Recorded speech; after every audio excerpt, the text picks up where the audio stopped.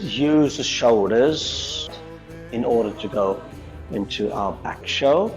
A lot of you find it very challenging today with the amount of work that we've done with the shoulders. I think we might be one step closer. Those who can, I think it'll be much easier for you. Okay? So please watch, and we're going to take the safety route today, which is grabbing the edges of the mat. Okay? So I'm going to sit with my mid back onto the wheel. Then I'm going to lift my buttocks, then release the hands and find the edges of the mat. Allow the wheel, so straighten my legs.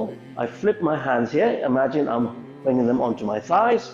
I'm going to lower my head first and bring the right fingernails on the floor, left fingernails on the floor. Now I allow my wheel to do the work.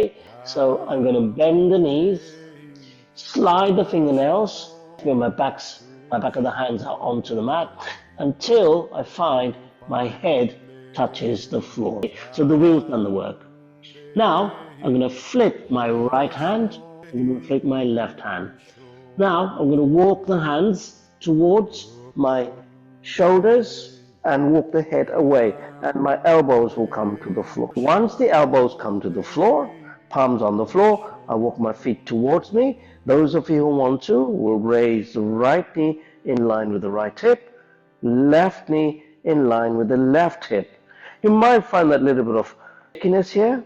Squeeze the knees together and gently, if you can, from knees to the heels, straighten. It's a bit more challenging. I bend the knees, I lower my toes to the floor, my heels to the floor.